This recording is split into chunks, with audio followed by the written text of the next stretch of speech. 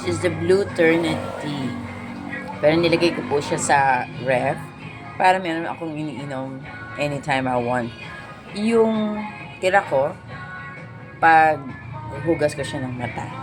This is really good for eye health. Kapag may sore eyes ka, maganda rin ito. So, look at me. Lagay mo lang siya sa kamay mo. Then you use it as eye drops. Hindi pa kasi ako nakakakuha ng mga pang drops. Kaya ganyan lang. Then your eyes should feel better. Yung less strain. Kasi relaxing ang ang Blue Turnip.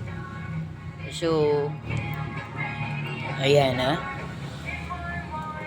Siyempre, antioxidant din. At anti-wrinkles. Kaya pwede mo na rin ilagay dun sa nilagay mong aloe vera. Patong mo lang. Ayan. Ito lang ang aking gustong mga facial. And I'm going to start doing them. Hindi kasi ako nagfe-facial talaga. Lalo naging sensitive ang skin ko. I just wash with soap. Buti nga ngayon, okay na with soap before. Ay, nako, napakahirap. Napakahirap alagaan ng face ko noon. So, yan, no?